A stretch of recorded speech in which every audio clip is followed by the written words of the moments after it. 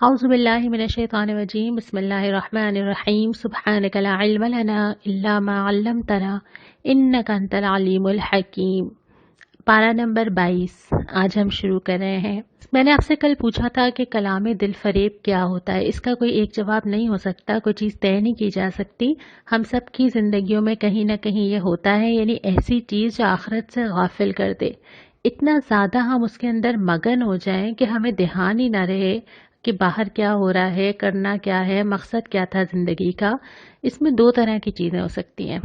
एक तो ये कि हम जाएं, हम पैसा दें और हम लेकर आएं कोई चीज़ ऐसी। दूसरा ये कि कोई और हमारे ऊपर पैसा लगाए और ऐसी चीज़ों में हमें मशगूल कर दे कि हमें किसी चीज़ का होश ही ना रहे। तो इसका जायज़ा हम सब ज़रूर लें। अब हम पारा नंबर 22 पे आ जाते हैं। सूरत अल अहज़ाब कल शुरू हुई थी, बिल्कुल इब्तदाई हिस्सा हमने कल लिया था और आज ये सूरत मुकम्मल इस सिपारे के अंदर मौजूद है।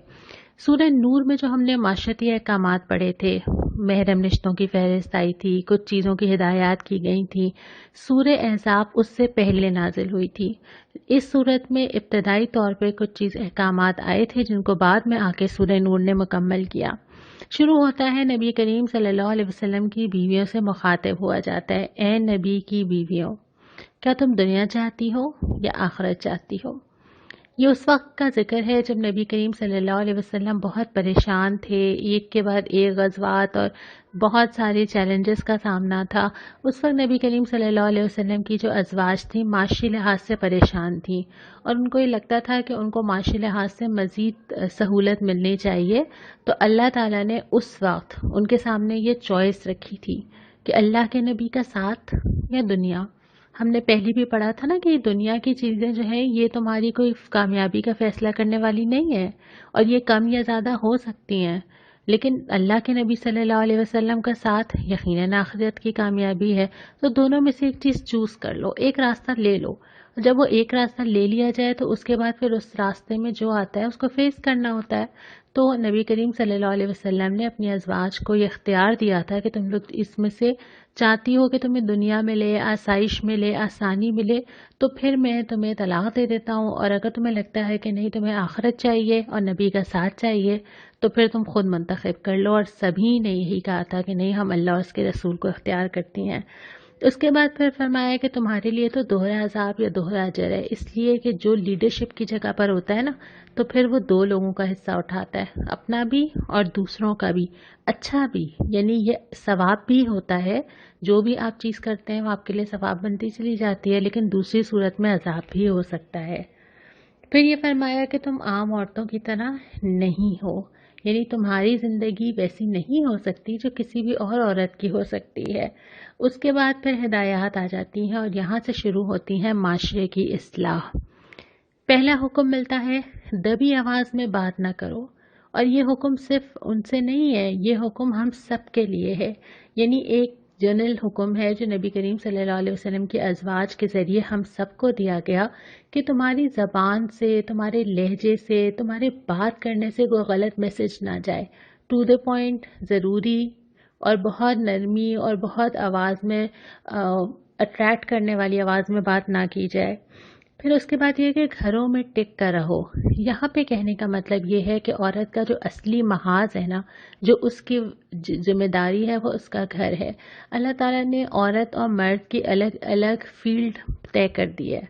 दोनों में कोई फ़र्क नहीं है कि अभी हम आगे भी पढ़ेंगे, ना दोनों को अजर में कमी की जाएगी, ना दोनों अल्लाह ताला के नज़दीक कोई कम या कोई ज़्यादा है।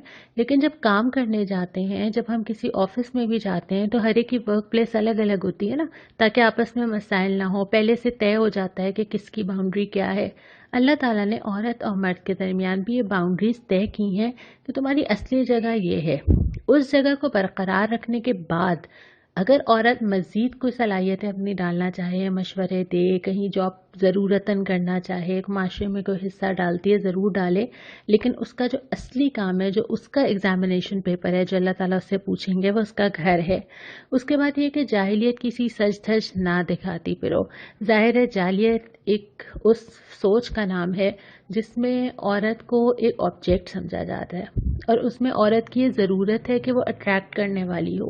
عورت کی ضرورت ہے کہ معاشرے میں اس کی قبولیت اس وجہ سے ہے کہ وہ کتنا زیادہ اپنے آپ کو پریزنٹیبل بنا کے لوگوں کے سامنے پیش کرے۔ اسلام اس کا اپوزٹ کرتا ہے، وہ کہتے ہیں تمہیں اس کی ضرورت نہیں ہے، تمہیں جو عزت چاہیے تمہیں بحیثیت ماں بہن بیٹی تمہارے گھر کے اندر ملے گی آ کر، اور تمہیں اس کو لینے کے لیے کسی کے سامنے پیش ہونے کی ضرورت نہیں ہے۔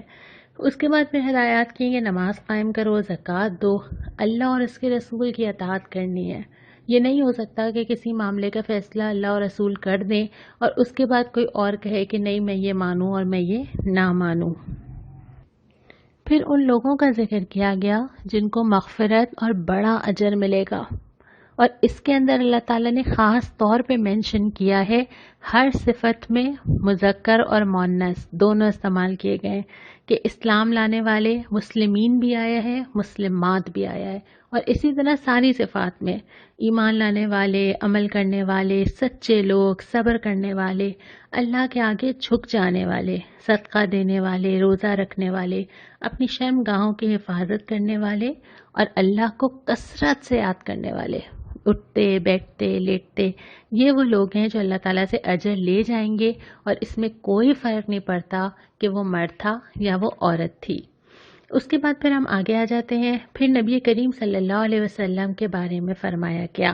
پہلے تو نبی کریم صلی اللہ علیہ وسلم کو اجازت دی گئی، بلکہ تلقین کی گئی، ہدایت کی گئی کہ آپ حضرت زینب سے نکاح کریں، کیونکہ حضرت زید جن کو نبی کریم صلی اللہ علیہ وسلم نے منہ بولا بیٹا بنایا ہوا تھا اور وہ حضرت زینب کو طلاق دینا چاہتے تھے، تو اس سے اس رسم کو بھی توڑنا مقصود تھا جو ہم نے کل پڑھی تھی کہ کوئی بھی منہ بولا بیٹا اسلام میں نہیں ہوتا، یعنی خونی رشتے جو اللہ نے بنائے ہیں وہی ہوتے ہیں۔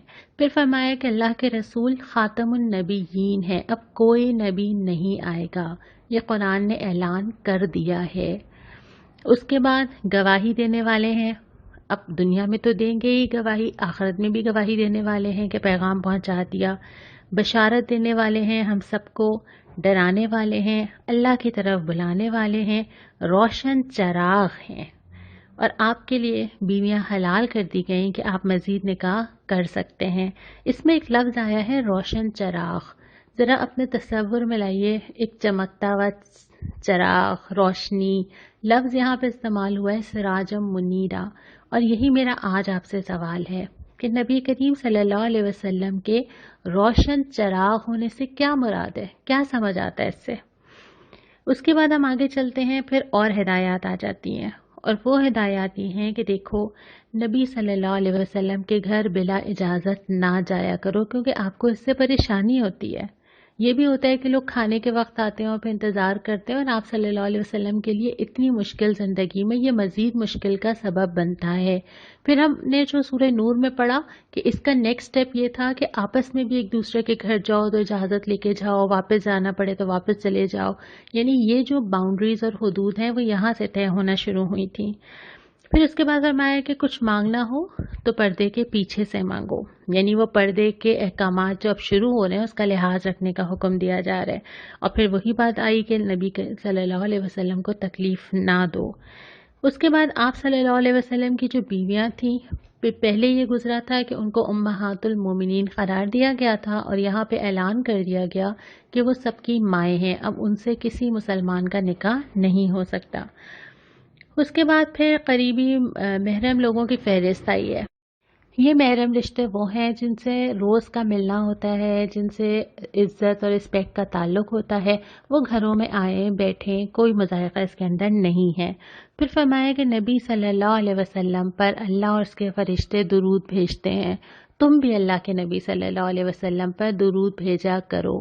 ہم نے پہلے یہ پڑھا تھا نا کہ نبی کریم صلی اللہ علیہ وسلم کے ساتھ کیسا تعلق ہونا چاہیے، اور آپ نے اس کے جوابات لکھے تھے، اس میں ایک اضافہ اور کر لیجئے کہ اللہ کے نبی کے جہاں پہ بھی ہم نام سنیں کوشش کریں کہ ہم ضرور درود پڑھیں۔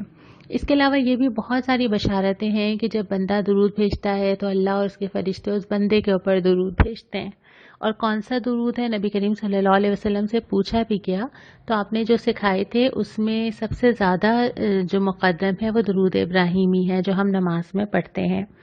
اس کے بعد پھر فرمایا کہ اپنے چادروں کے پلو لٹکا لیا کرو. اس کے بارے میں پوچھا گیا صحابہ سے بھی کہ اس کا کیا مطلب ہے، تو انہوں نے دوپٹہ اپنے سر پہ ڈال کے اس طرح ڈھانپا کہ ایک آنکھ کھلی رہے، یعنی یا دو آنکھیں کھلی رہیں اور اس سے نظر آتا رہے. اس کا مقصد یہ ہے کہ تم پہچانی جاؤ، پتہ چلے. یہ جیسے ہم نے پہلے شاعر کی بات کی تھی کہ پتہ چلے، پہچانا جائے، ایک سمبل نظر آئے. دوسرا یہ کہ تمہیں معاشرے کی ان عورتوں کی طرح نہ سمجھا جائے جو ہم نے پہلے پڑھا کہ جاہلیت کی سج دھج دکھاتی ہیں، اس لیے دکھاتی ہیں کہ وہ لوگوں کو اٹریکٹ کریں. تم اپنے آپ کو ان سے الگ رکھو. یہ اسلام کا ڈریس کوڈ ہے.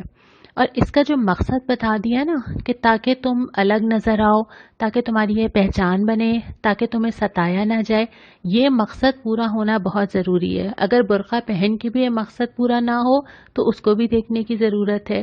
مطلب اصل چیز جو ریکوائرڈ ہے وہ یہ ہے کہ آپ اس طرح دوسری بازاری عورتوں کی طرح لوگوں کو جا جا کے اٹریکٹ کرنے والی خاتون نہیں ہیں. آپ کی ایک بہت قیمتی جگہ ہے، بہت عزت والی.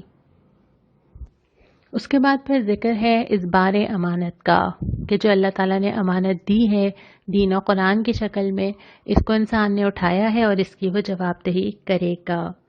یہاں پہ سورہ احزاب مکمل ہوتی ہے، دوسرا ربع آتا ہے اور سورہ سبا شروع ہوتی ہے. سورہ سبا مکی صورت ہے، شروع ہوتی ہے، تعریف ہے اس اللہ کے لیے. قرآن بھی اسی سے شروع ہوا تھا نا، الحمدللہ رب العالمین. تعریف ہے اس اللہ کے لیے جس کی جو صفات یہاں پر آئی ہیں. مالک ہے ہر چیز کا، ہر چیز کی حکمت جانتا ہے، ہر چیز سے واقف ہے، خبر رکھتا ہے، علم رکھتا ہے. رحیم بھی وہی ہے، رحمت کا معاملہ بھی وہی کرے گا اور بخشنے والا بھی وہی ہے. پھر کیوں نہ ہو اس کی تعریف؟ کوئی ہے جو اتنا تعریف کے قابل ہو؟ اور اس کے بعد فرمایا کہ قیامت کے دن تو ساری چیزوں کا بدلہ دے دیا جائے گا.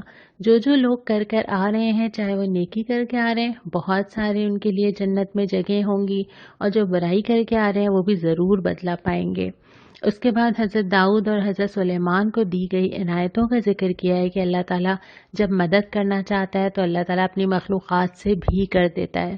اور خاص طور پہ حضرت داؤد کو جو لوہے کا ذکر کیا گیا ہے کہ قوت اللہ تعالیٰ نے ان کو عطا کی تھی. اس کے بعد پھر تباہ حال بستیاں جو نظر آتی ہیں.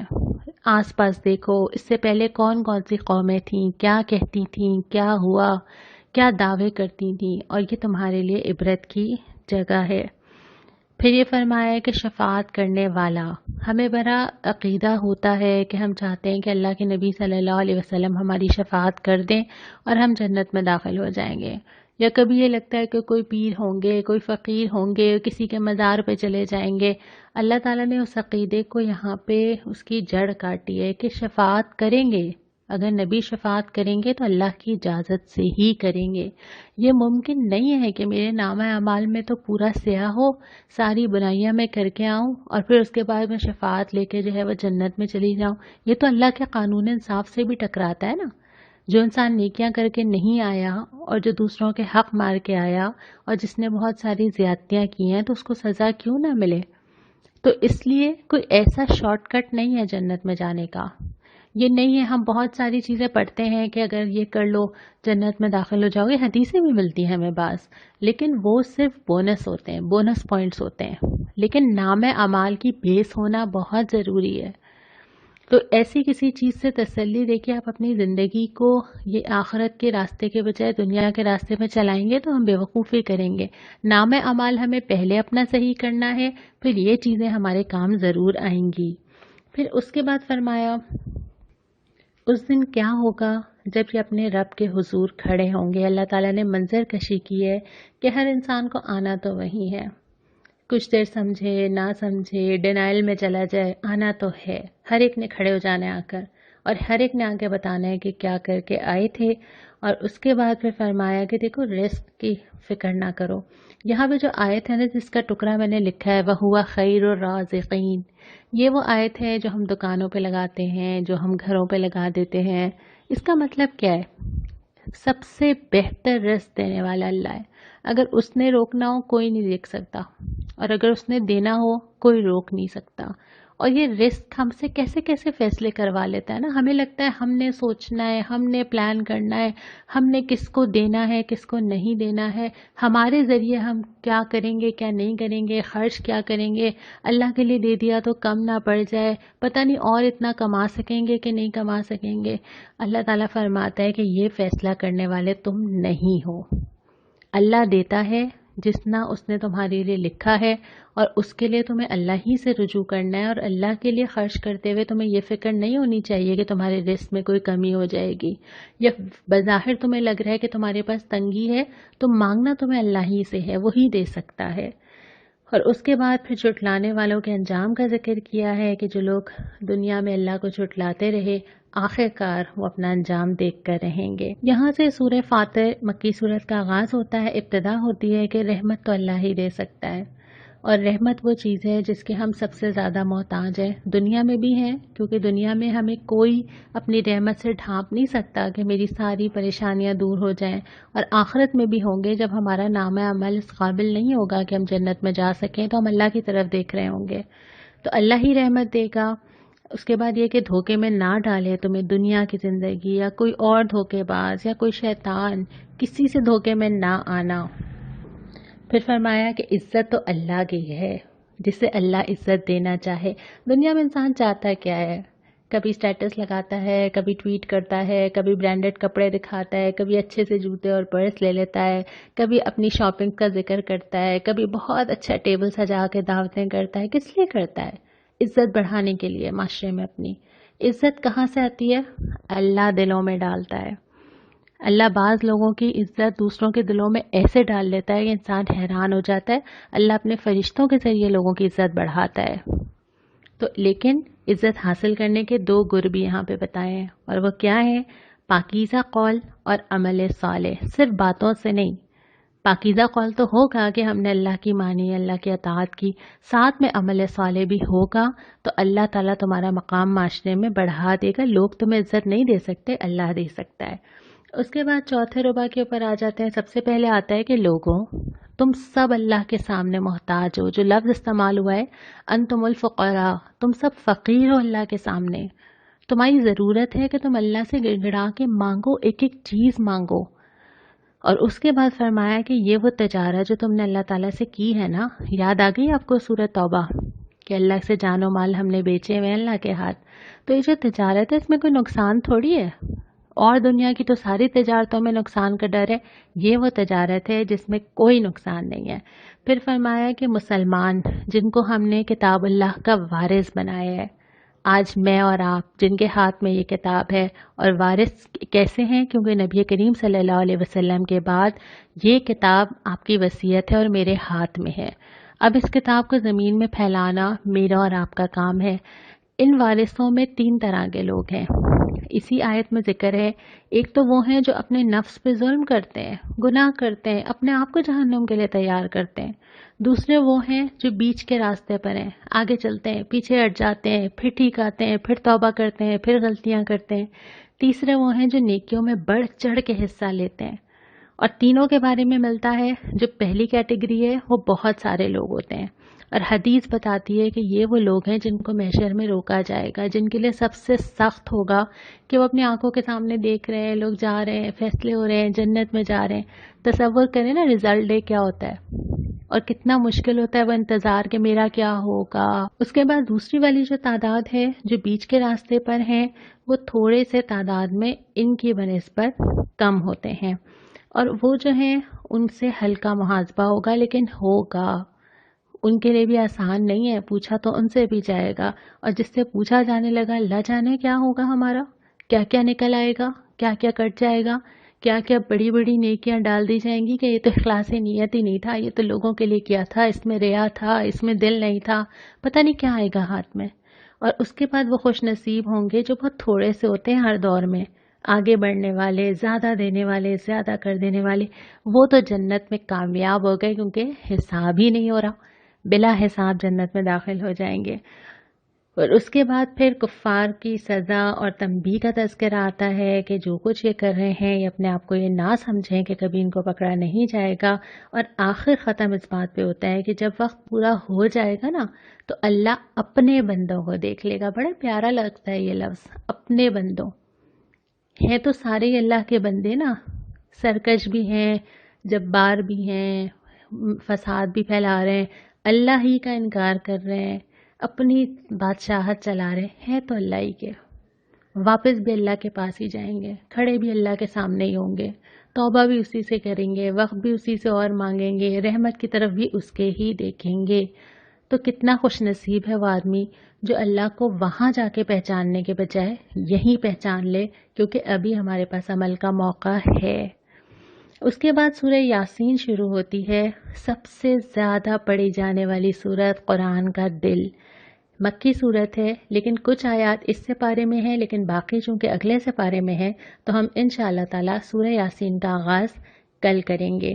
آج کے سپارے میں کوئی دعا نہیں آئی ہے، لیکن ہم اللہ تعالیٰ سے دعا مانگ لیتے ہیں کہ اللہ تعالیٰ ہمیں ان لوگوں میں شامل کر جو نیکی میں سبقت لے جانے والے ہیں، ہمیں ان لوگوں میں شامل کر جو جنت میں بلا حساب داخل ہوں گے، جن کو کہا جائے گا آؤ آج سلامتی ہے تمہارے لیے، نہ کوئی پریشانی، نہ کوئی غم، نہ کوئی تکلیف، نہ کوئی ناگوار بات۔ اللہ تعالیٰ ہم سب کو ان لوگوں میں شامل کرے۔ السلام علیکم ورحمۃ اللہ۔